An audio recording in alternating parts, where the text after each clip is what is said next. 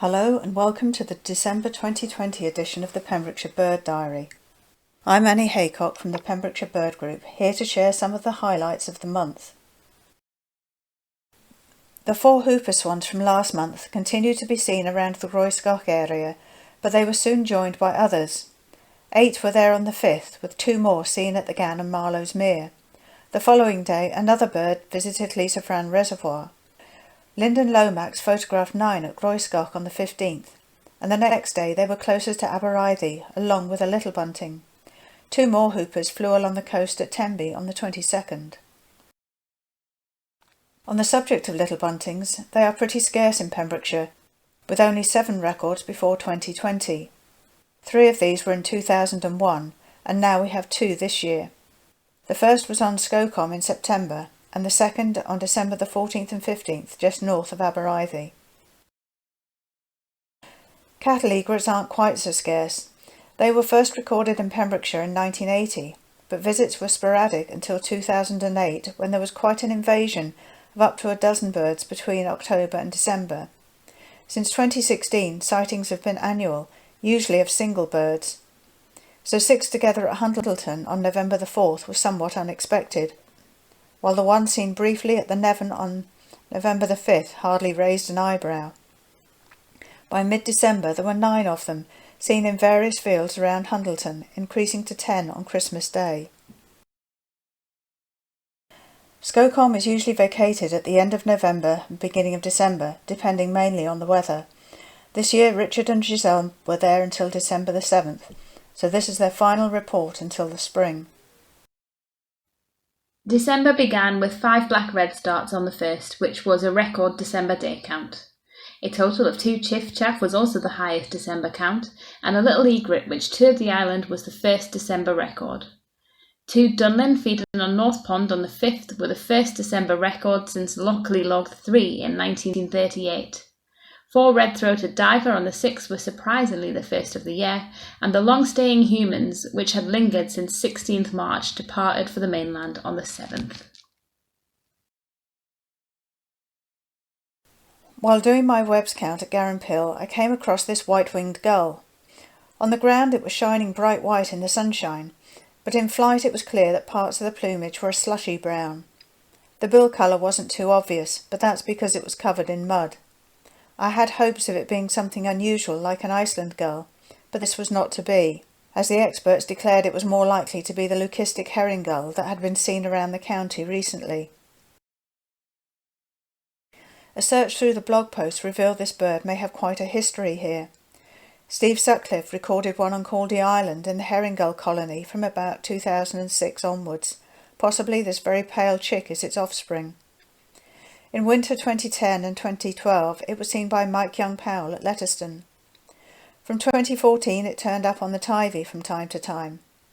Sam Baxter has seen it regularly in spring and autumn and the Nevern estuary since 2016, with the most recent sighting there being September 2020. Since then it's got around a bit more. 12th of November at Galtrop, the 19th at the Gann, 25th at Lisa, my sighting on the 12th of December at Garrenpill, and then at Marlowe's Mere on the 15th. No doubt there are other sightings that I've missed out. Herring gulls can live for over 30 years, so there's still time for it to explore more of the county. And now Dave will tell us what's been going on at the Gann. After the excitement of November, we expected December to be a little bit quieter, and thus it proved, although it was a good month despite that. We started with grey plover at the Gann, where we got 4 birds wintering and they've settled down looking beautiful in their monochrome plumage. We also heard on the 4th 2 hooper swans and a yellow-legged gull drop in briefly. The 12th saw us head over to Hook to do the webs count, covering the lower part of the Western Cleddau, the upper Dow Gleddau and Sprinkle Pill.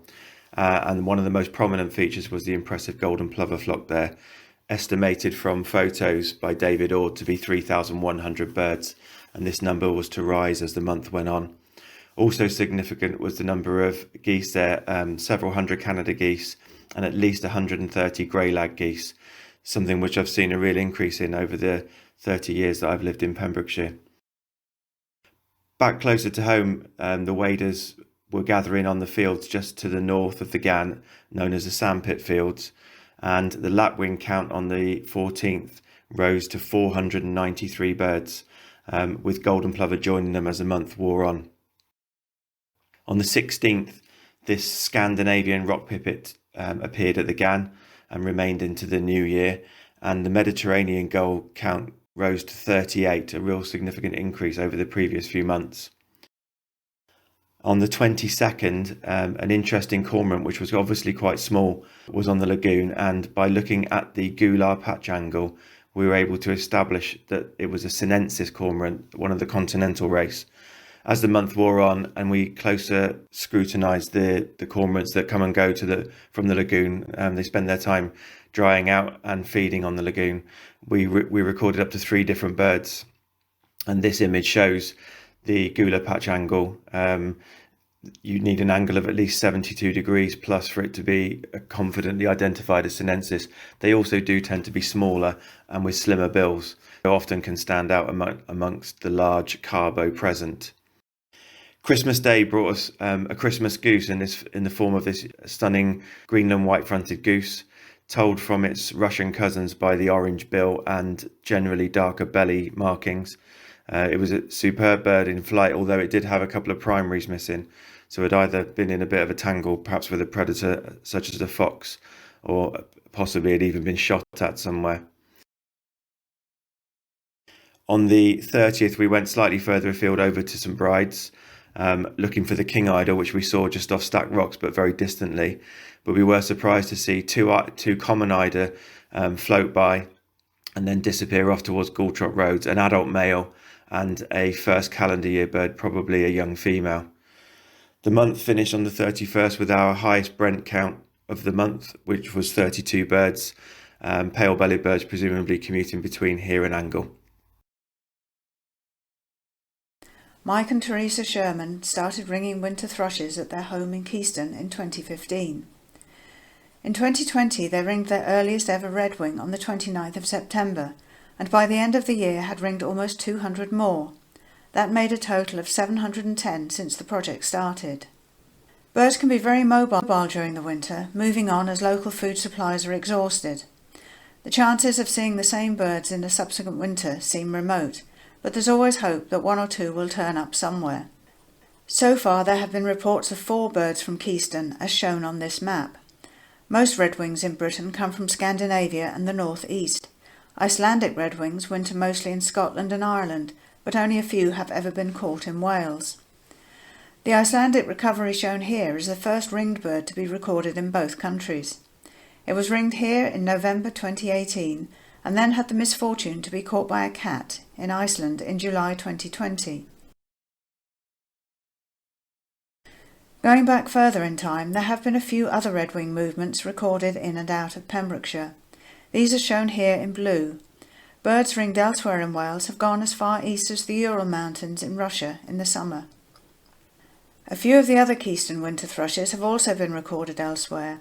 There was a blackbird last winter that was caught in Norway in the spring, and another ringed near Aberdeen in October 2017 that was caught at Keyston in December 2018. This ringing of winter thrushes will add considerably to our knowledge of these species. Down in the south, Richard Ellis and Co. continue to watch the birds at Castle Martin Course. The wettest December for many years caused extensive flooding, which attracted good numbers of ducks and waders. As well as the marsh harriers, red kite, hen harrier, buzzard, merlin, kestrel and sparrowhawk were all seen regularly. On the 5th, Richard Ellis witnessed a scrap between the wing-tagged marsh harrier and a red kite. On the 17th, both wing-tags, as they now call him, and the first winter female were hunting together, spooking the ducks. On the 28th, a new adult female turned up and promptly set about beating up the younger female. However, she got on quite well with the young male. On the 30th of December, Richard saw wing-tags at Castle Martin Course in the morning, and in late afternoon Dave and Lisa saw him 10 miles away at Marlowe's Mere. But on the 1st of January he was back at the course with the 2 other marsh harriers. Meanwhile, something was happening in the hide. a growing collection of pellets, blood-stained feathers and body parts, mainly from juvenile starlings. A trail cam placed overnight revealed the culprit to be a barn owl.